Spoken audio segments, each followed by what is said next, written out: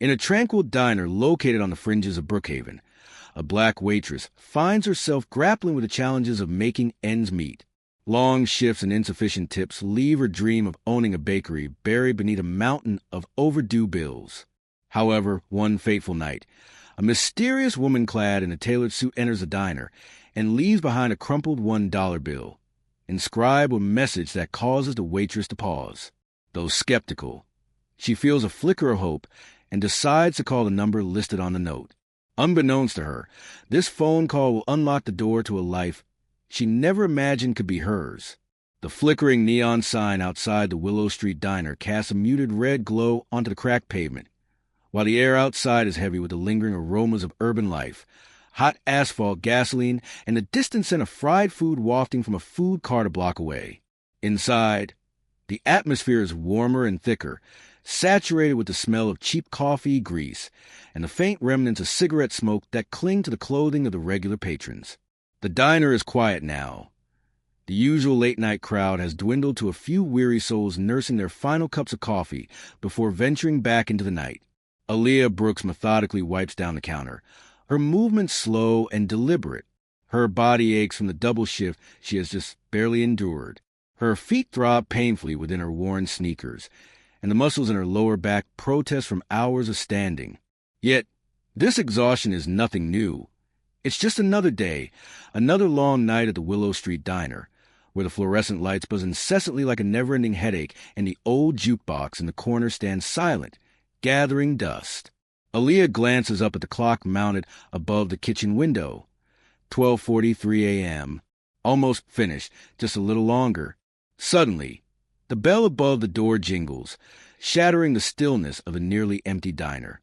At first, Aaliyah barely looks up, assuming it's just another truck driver seeking a late-night snack or one of the regulars returning for their usual order.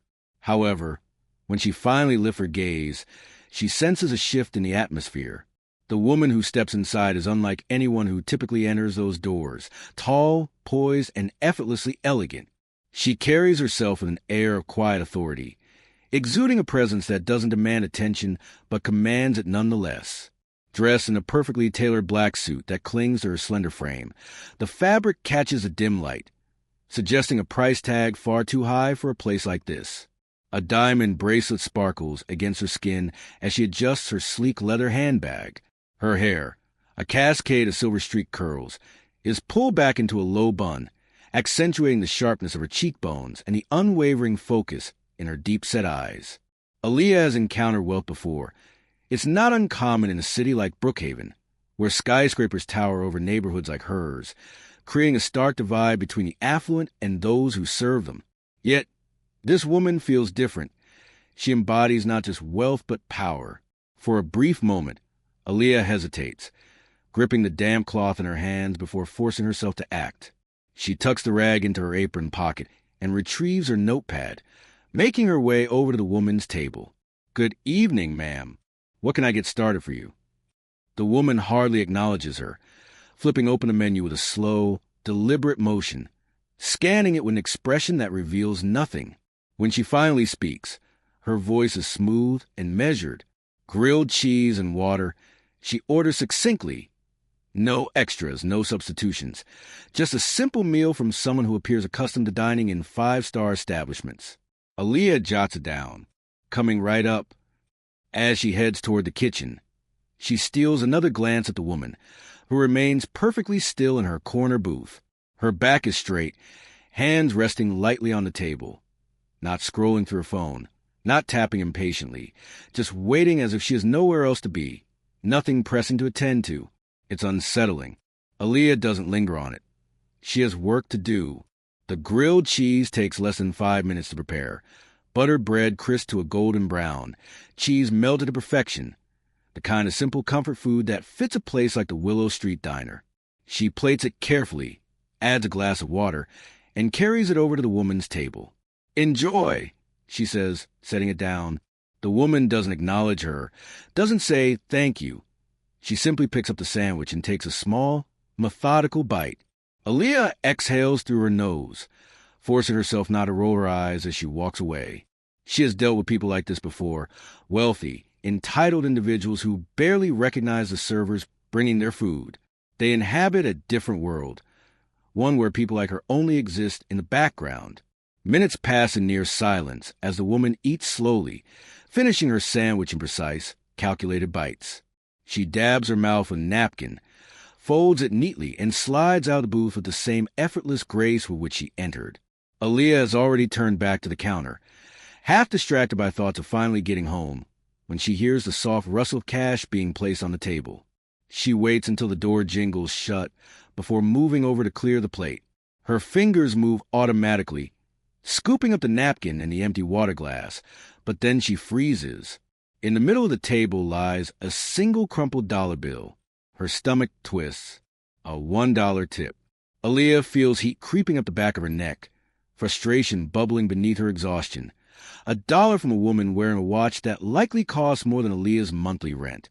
Yet, as she picks up the bill, her irritation flickers into something else.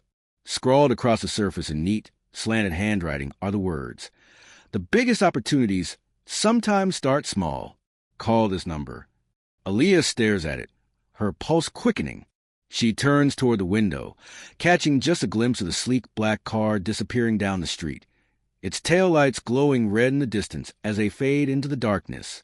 Her fingers tighten around the bill. What kind of person leaves a note like this? And more importantly, should she call? Aaliyah remains at the counter long after the last customer has departed. The diner is now eerily quiet, save for the hum of the refrigerator and the faint buzz of the flickering overhead light. The $1 bill rests on the worn countertop before her, its creased edges slightly curled. She runs a thumb over the inked words again, her mind caught between suspicion and curiosity. This must be a joke. Rich people don't just leave cryptic notes for struggling waitresses in rundown diners. Perhaps it's some kind of setup, one of those scam calls designed to lure desperate individuals in with false promises. But something about the woman, the way she carried herself, how deliberate she was in every move, tells Aaliyah this isn't random. She glances at the clock. 1:27 a.m. too late, or perhaps too early, to make a call like this. But the thought of returning home to another overdue bill, another night spent worrying about affording her mother's medication next month, makes her grip the phone a little tighter. Before she can second-guess herself, she dials a number. It rings once, twice, a click, a breath of silence, then a voice, smooth and steady, greets her. "Aaliyah," the woman says, as if she had been expecting the call. "I was beginning to wonder if you would." Aaliyah's mouth goes dry. Who is this?" A soft chuckle emanates from the other end. "My name is Naomi Sinclair. I take you found my message?" Aaliyah swallows hard. "Yeah, I found it. What is this, some kind of game?" "No," Naomi replies simply. "It's an opportunity, but only if you're willing to take it." Aaliyah hesitates. "Why me?" There's a pause, then Naomi responds, "Because I saw something in you." Aaliyah lets out a bitter laugh. "Yeah? And what exactly did you see?" A broke waitress who works herself to the bone for scraps. Naomi's voice remains unwavering. "I saw someone who never stops, no matter how hard things get. Someone who treats every customer with kindness, even when they don't deserve it. Someone who's been overlooked and underestimated. Someone who reminds me of myself a long time ago." Aaliyah's breath hitches slightly at that last part, but she pushes it down. This is absurd. People like Naomi Sinclair don't just help people like her. There must be a catch. "Look, I don't know what you think you saw, but I don't have time for cryptic riddles," Aaliyah says, rubbing her temple.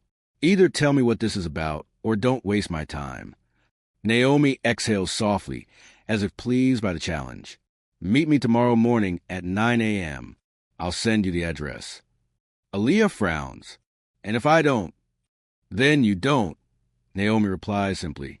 "But if you're calling me at 1:30 in the morning, something tells me you don't have much to lose."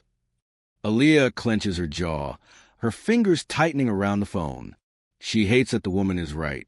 A pause stretches between them, heavy with unspoken thoughts. Then Naomi speaks again, her voice softer this time. "You deserve more than just surviving, Aaliyah." The line goes dead. Aaliyah stares at the phone in her hand, her heart racing in her chest. Tomorrow morning. She should ignore it, go home, sleep, and pretend this never happened. But deep down, she knows she won't. For the first time in a long while, someone has looked at her and seen something more. Morning arrives too soon. Aaliyah barely sleeps, her mind racing with every possibility, every worst-case scenario. By the time her alarm blares at 7 a.m., she is already awake, staring at the ceiling of her tiny apartment, the peeling paint, the water stains creeping along the corners, the soft wheeze of her mother's breathing from the next room. It all serves as a reminder of why she is even considering meeting Naomi Sinclair in the first place. She pulls herself out of bed, dressing in the nicest outfit she owns that isn't a waitress uniform, a fitted navy blouse, black slacks that are slightly too long, and a pair of flats that have seen better days. Her reflection in the bathroom mirror looks foreign. Tired eyes, a set jaw, as if bracing for a fight. Maybe she is. By 8:45, she is on the train, gripping the metal pole as the city blurs past. The address Naomi texted her leads to a part of Brookhaven Aaliyah has only ever seen from a distance, where the buildings are not just tall but glass and steel monuments to a wealth she has never approached. Stepping out of the station, the world feels different. The streets are immaculate, the air fragrant with fresh coffee instead of gasoline, and the people walk with an ease that comes from never having to worry about making rent. She has never felt so out of place. The building Naomi directed her to is impossibly sleek, reflecting the entire skyline in its tinted windows. The moment Aaliyah steps inside, the temperature seems to drop. Cool, sterile air conditioning replaces the heat of the streets. A woman at the front desk, blonde and stiff-backed with a practiced corporate smile, barely spares her a glance before her eyes flicker over Aaliyah's outfit. It's subtle, the slight lift of an eyebrow, the way her smile doesn't quite reach her eyes. Aaliyah recognizes that look. She has seen it before. "Can I help you?" the woman asks, her voice clipped and polite in a manner that suggests Aaliyah doesn't belong here. Aaliyah lifts her chin. "I have a meeting with Naomi Sinclair." The woman's smile falters for just a second. "And you are?" "Aaliyah Brooks."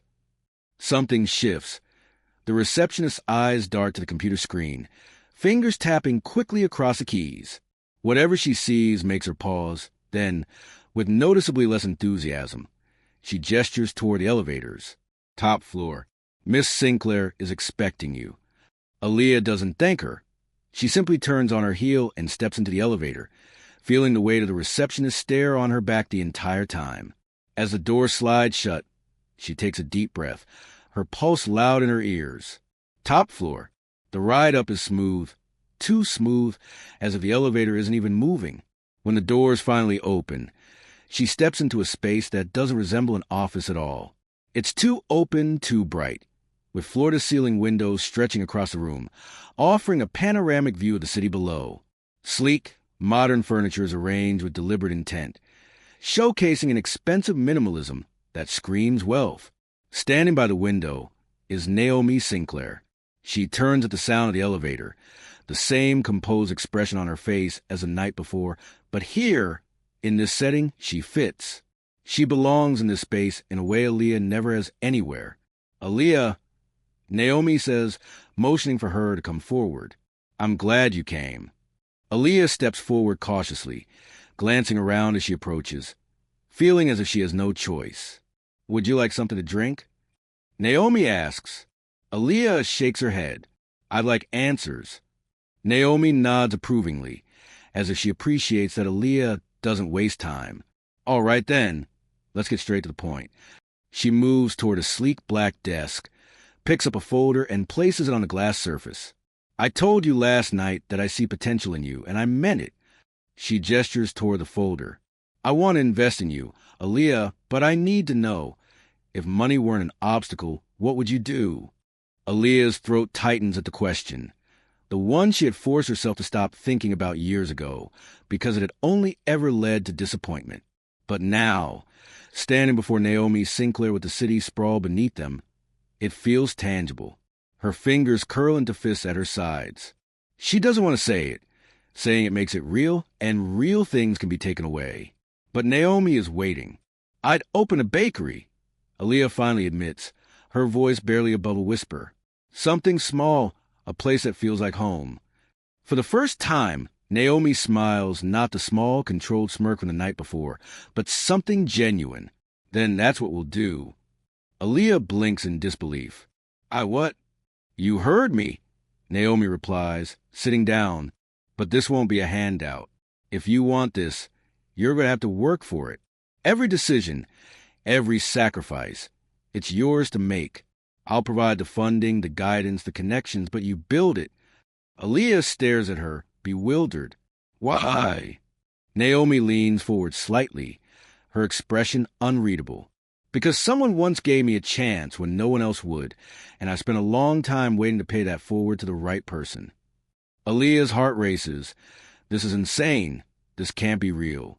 Yet, her mind flashes to her mother's prescriptions, to the exhaustion in her bones after every shift, to the tiny, persistent dream she had shoved into the darkest corners of her mind. Too afraid to touch it. She swallows hard. What's the catch? Naomi tilts her head. The catch is that it won't be easy. There will be setbacks, risks, and if you give up, the deal is off. Aaliyah clenches her jaw. She has spent her entire life surviving challenges that aren't easy. She has already lost so much. Could she really afford to turn this down? The answer is terrifyingly simple. I'm in, she says. Naomi nods once. Then let's get to work. The days that follow are a whirlwind. Naomi doesn't waste time, and neither does Aaliyah. There are no drawn-out meetings, no sugar-coated pep talks, just immediate action. Naomi provides her with a list, not a business plan, not a neatly laid-out blueprint, but a list of things she must figure out herself. Find a location, research suppliers, outline a budget, develop a brand. You build it, Naomi insists, and she means it. Aaliyah throws herself into the task with an intensity she didn't know she possessed. Mornings are spent scouring the city for potential storefronts, comparing rent prices, and trying to envision what her place could become. Afternoons are filled with research, calls to distributors, meetings with local farmers, and endless notes scribbled into a well-worn notebook. At night, she experiments with recipes in her tiny kitchen, flour dusting every available surface, the scent of vanilla and cinnamon filling the air as she tests and retests every idea she has ever dreamed of. But it isn't smooth sailing. The first space she finds, a small but charming storefront in a neighborhood she adores, is snatched up before she can even make an offer. The second landlord she approaches takes one look at her and dismisses her before she can utter a word, his tone dripping with condescension as he says, "This area might not be the best fit for you." She has heard it before. The polite rejection, the unspoken message that she doesn't belong here. It burns. She tells Naomi about it the next day, expecting some kind of outrage, maybe even an offer for Naomi to step in and handle it. But Naomi only watches her with that same unreadable expression before saying, "Then find another way." So she does. She keeps searching, keeps pushing, and finally, after what feels like an eternity of dead ends, she finds it. A small brick storefront on the corner of a quiet street, large windows allowing streams of golden light to pour in, a space that feels warm and inviting. The rent is higher than she had hoped, but manageable. The lease agreement is brutal, filled with clauses she barely understands. Your first real lesson in business, Naomi says the next morning, handing her a folder. Contracts can kill you faster than failure. Read everything. It takes 3 days, countless Google searches, and a very long phone call with a lawyer Naomi introduced her to, but Aaliyah finally signs a lease. She now has a location, which should feel like a victory, but instead, it feels like stepping off a cliff because now it's real, and real things can fall apart. The weeks blur together as construction crews transform the space. Walls are stripped bare, floors torn up, and Aaliyah fights tooth and nail for every detail, from the tiles in the kitchen to the color of the chairs. She learns quickly that nothing ever goes as planned. The plumbing requires more work than anticipated, delaying everything by weeks. A shipment of baking equipment arrives damaged, forcing her to scramble for replacements. The stress is suffocating. The pressure unlike anything she has ever experienced. One night, after yet another unexpected cost nearly derails everything, Aaliyah sits on the floor of the empty bakery, her back against the wall, staring at the half-finished space around her. The numbers aren't adding up. No matter how she twists and stretches the budget, she is running out of money fast. Her phone buzzes. It's a text from Naomi. Success doesn't come without struggle. Keep going. You're closer than you think. Aaliyah lets out a slow breath, her fingers tightening around the phone. She isn't going to quit. She can't. So she adjusts. She cuts what she can, pushes deadlines, and negotiates harder. She pours everything into this endeavor. Then, after months of exhaustion, sacrifice, and moments where she nearly convinced herself she wasn't good enough or ready, the bakery is finished. Home Hearth Bakery. The name gleams in elegant lettering above the door, the final piece of a dream she had barely allowed herself to believe in.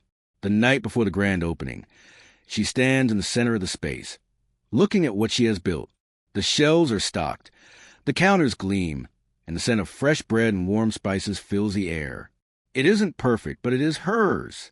On the morning of the grand opening, Aaliyah stands behind the counter of Home Hearth Bakery, gripping the edge as she forces herself to breathe.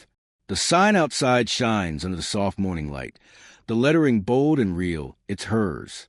She has spent the last few hours ensuring everything is perfect. The glass display case is lined with rows of golden croissants, perfectly glazed danishes, and soft, sugar-dusted pastries. The scents of cinnamon, vanilla, and fresh bread curl through the air, warm and inviting. The cafe tables, small and intimate, sit beneath hanging Edison lights that cast a golden glow over the space. Every detail is intentional, every corner a reflection of the dream she has built from nothing. Yet, doubt weighs heavily in her chest. What if no one comes? What if all of this, the months of sacrifice, the late nights, the risks, end in nothing but empty chairs and wasted food? Just then, the bell above the door jingles. Aaliyah snaps her head up, her heart lurching as the first customer steps in, a woman and her young son, bundled in their coats, eyes scanning the bakery with curiosity. Then another person enters, and then two more. Just like that, the place fills. By noon, the bakery is buzzing.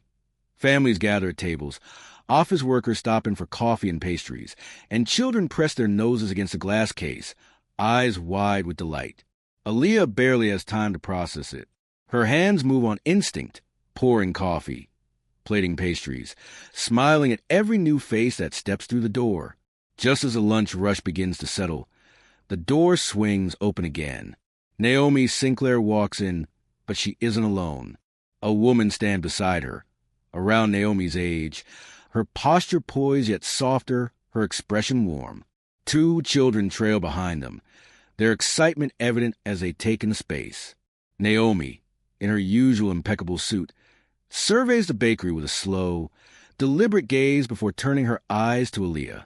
"You actually showed up," Aaliyah says, breathless from the chaos of the morning. Naomi's lips curve slightly. "I wouldn't miss it." The woman at her side steps forward. "My name is Camille," she says, her voice gentle. "Naomi told me about you, about what you've built here." Aaliyah frowns slightly, glancing at Naomi, who simply tilts her head as if waiting for her to connect the dots. Camille smiles, a quiet, knowing expression on her face. "Years ago, when I had nothing, Naomi did for me what she's done for you. She gave me a chance, a second shot at building something of my own." She gestures around the bakery.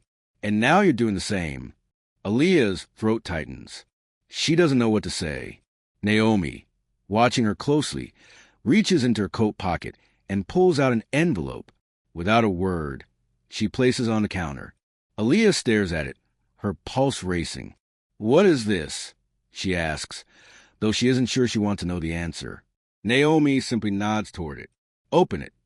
With careful hands, Aaliyah peels back the flap, pulling out the crisp white paper inside. Her eyes scan the words once, then twice, her breath catching in her throat. The bakery, the loans, the investment Naomi had put into it. Paid in full. Her hands tremble. I don't understand." Naomi leans in slightly, her voice softer than before. "You built this, Aaliyah. You earned this. I just gave you a push. Now it's truly yours." Aaliyah feels the weight of it all crash into her at once.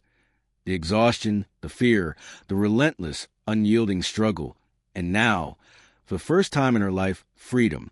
Her vision blurs, her fingers clutching the paper so tightly it crinkles at the edges. The bakery around her fades. The voices of customers become distant noise. It's too much, it's everything. She exhales a choked laugh, and when she looks back at Naomi, her eyes shine with something unspoken. "Thank you," she whispers. Naomi simply nods. "Just promise me one thing." Aaliyah swallows hard. "What?"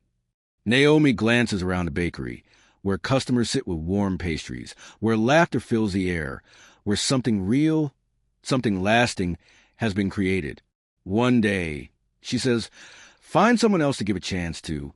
Aaliyah nods, already knowing she will. Months pass, and Home Hearth Bakery becomes more than just a business. It becomes a part of community. Mornings are filled with the sounds of clinking coffee cups, quiet conversations between old friends, and the occasional burst of laughter from a mother trying to corral her sugar-hyped toddler. The scent of fresh bread and warm spices lingers in the air, wrapping around every person who walks through the door like a familiar embrace. Aaliyah has never known a place could feel so alive.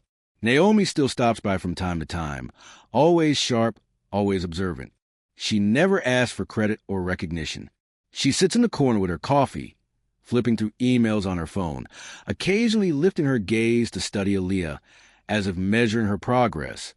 Not just as a businesswoman, but as someone becoming. True to her word, Naomi remains in the background. This is Aaliyah's now, and Aaliyah has kept her promise too. One chilly afternoon, just as she is about to lock up, the bell above the door jingles.